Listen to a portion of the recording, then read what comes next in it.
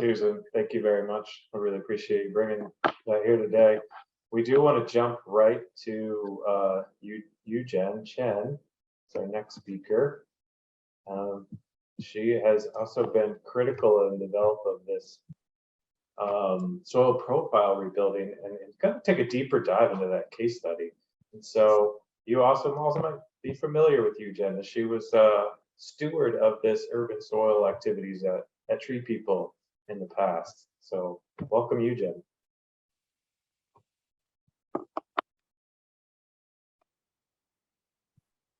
Thank you, Dustin. Hi, everyone. Good to see you all, and also very honored to be here for the third Los Angeles Urban Soil Symposium. And thanks to TreePeople and Arla for making it possible. Especially, I'm so excited to see many colleagues here and some new friends from all over the world. So good morning, good afternoon, or good evening, everyone. Building on what Susan just shared, with my talk, I will share a little bit more detail about soil profile rebuilding, and also use it as a case study when we think about climate resilience and what urban soil can do, especially best management practices BMP can do to help build climate resilience. So let's take a look one more time at this graphic here. And in the context of climate resilience, and our previous speaker did an excellent job, to frame what are the challenges and what are the opportunities and in LA and also beyond. So when we think about the climate challenges or the issues we are facing nowadays, especially in the Los Angeles region, and how can we do from the science perspective, from policy perspective, and also from community perspective, and not just to build healthy soil in the city, and also to have all the desired benefits or all the ecosystem services they need. And so one element is how can we address all the key issues with our urban soil? Soil compaction has been listed as one of the major issues, and also lots of studies have already proven soil compaction could be a limiting factor when it comes to not just tree establishment, tree growth, and also stormwater runoff and other ecosystem services. So let's take a step back and talk about, why. So during urbanization, there are some typical urban land development practices like topsoil removal, vegetation removal, and we have a grading, construction, building, and other practices. As a result, in the city, first of all, we have very limited space for our vegetation to grow. And also it happens very often, the quality of the soil we have are not very favorable, not just for vegetation and also for stormwater, soil infiltration, and other benefits we need. This is just one example. So this is the street tree planting medium in Santa Monica. And as you can see here, this is a ficus tree. When they initially planted this tree, the planting space was really, really small, and they enlarged this tree well. But look at, given the size of the tree we have, and the planting area is still very limited. And also when we look closer, and you can tell how compacted the soil is. So with a site like this, and they're not going to support our trees, other vegetation, and also all the desired benefits in the city. So what can we do? So here I'm going to talk a little bit more, as Susan already mentioned, about soil profile rebuilding. This is a technique to rehabilitate compacted urban soil on site. And this technique was developed for both practitioners and also policymakers. So the main procedure including subsoiling, compost amendment, topsoil replacement, and tree planting. And as our council member Roman just mentioned at the beginning, so in the city, there are lots of efforts, opportunities, and to have composting and also to address soil and other environmental related issues. So with this technique, basically, we are going to turning waste into gold. So basically using the compost amendment and other technique to rehabilitate compacted urban soil and also to provide other benefits when needed. So this graphic just to show like how it works. So there are 5 steps. Step 1, first of all, we add 4-inch compost, and step 2 is to mix the compost up to 24-inch. And then step 3, you just either replace or add topsoil depending on the site you have. And then step 4, just do the subsoiling. And step 5, you can either plant tree or shrub, depending on the needs. When you look at this graph here, first of all, when you look at the existing site, usually they are degraded urban soil and compacted with low permeability, probably with low organic matter. But with this technique, soil profile rebuilding, and based on our study, it can mitigate those impacts at the same time to decrease soil compaction and also increase permeability and organic matter. So we started as a long-term research project at the research farm at Virginia Tech, and we did long-term study both in the field and also in the lab. And basically, we compared 3 types of lands during urbanization and also post-urbanization. So compared to the typical pre-developed and disturbed soil, and the typical developed degraded soil usually have, first of all, decreased tree growth and also carbon loss. And it also have lower soil permeability. But we saw profile rebuilding as one type of BMP. It can mitigate those impacts and increase tree growth and increase soil carbon, not just the total carbon, and also more stable carbon, and also increase soil permeability, which is very critical when it comes to urban stormwater management.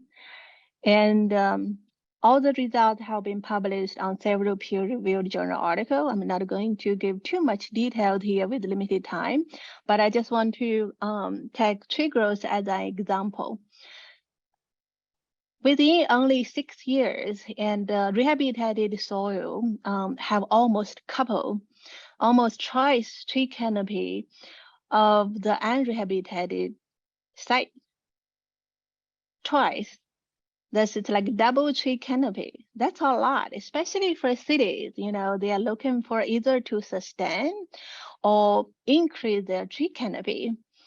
And so this is just, one example to show when you make even just small change, it could have big impact and also the lasting impact too. So as Susan already mentioned, we have developed specification for this technique, and also it's free for download. And it also had a brief and a full specification. So now let's take a little bit more time to look at the Arlington as a case study here. So as I mentioned earlier, we studied this project as a research project, our research firm, and then when the Arlington were looking for solutions for their tree canopy and also stormwater management, and we developed a pilot in Arlington. So when you look at the photo on the top right, that's where the graduate student from our group, David, was doing the soil sampling at the pilot site, and also the photo at the bottom left, that's showing like how the compost was added to the tree planting site in Arlington. And then the result was very similar to the manipulated study. We had really promising results, and trees grow much better and bigger in the rehabilitated site. And then the urban forester there was convinced, yeah, this is the technique we need. This is the BMP we need to increase our tree canopy and also to help stormwater mitigation. To convince other colleague in the county, and when the opportunities come, and he was able to create this demonstration project. So as you can see, this is the before and after, and one of the facility was down in one of the parks there, and he had opportunity to rehabilitate the site with HPR. So on the right, this is the site after rehabilitation. By just looking at the photo here, as you can tell, on the left, that's before, and the soil was so compacted. You might ask, how do you know the soil was compacted? And because when it rained, you can see the little pond here, because soil was so compacted and it couldn't infiltrate to deeper depths.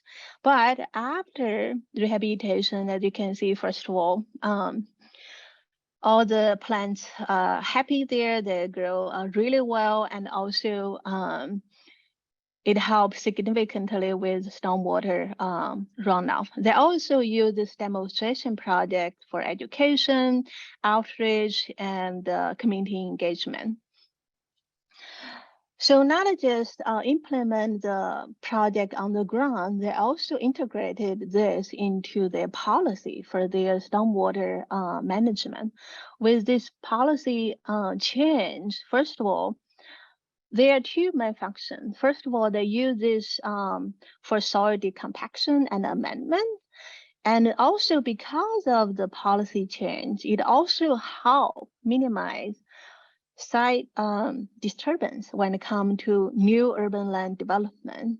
So this is, just to echo what Susan already mentioned, and why policy is so important when it comes to BMP implementation, when it comes to lasting impact. And also another key element is to monitor the impact and also engage the community to scale it up.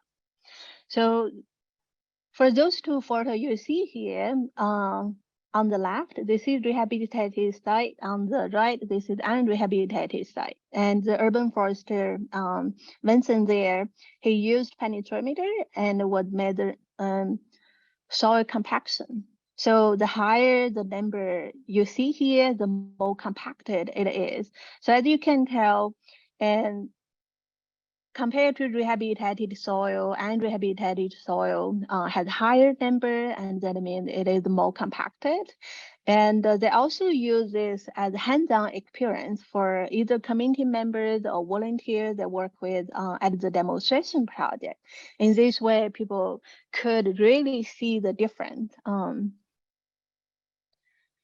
Another key element when it comes to implementation and also scaling up is communication and technical support.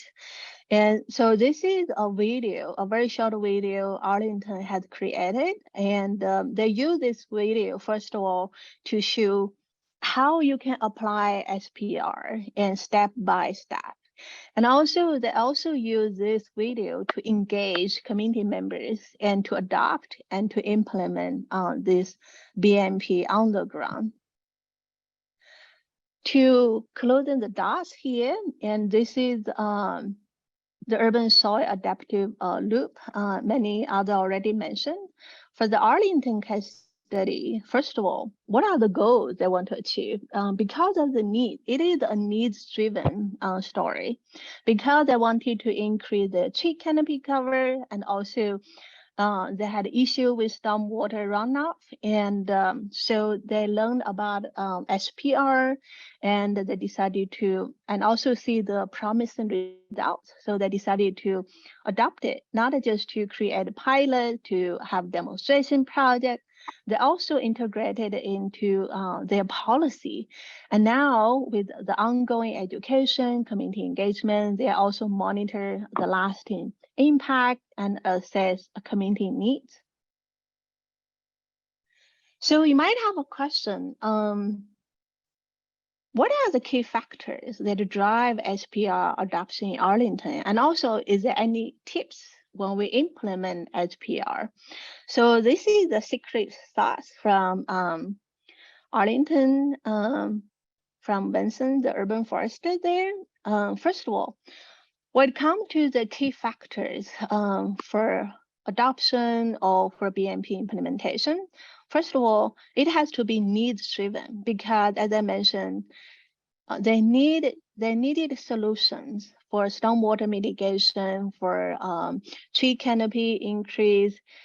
When they see the results or the impact, they decided to adopt it.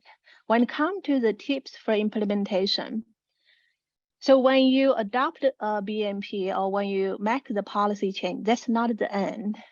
And first of all, lots of education, lots of communication, lots of community outreach will be needed because you need to demonstrate the impact and also to show how you can apply them on the ground at the same time. And you want to make sure all the procedure they are carried out properly and they are using, for example, high quality compost to achieve the results you wanted. And also you want to provide technical support along the way. So that means, adoption or implementation or policy change, it's not the ending, and it's going to be the ongoing effort and to work with the community and to find out the needs and to adopt the right BMP and also to provide support they need along the way. So what's next?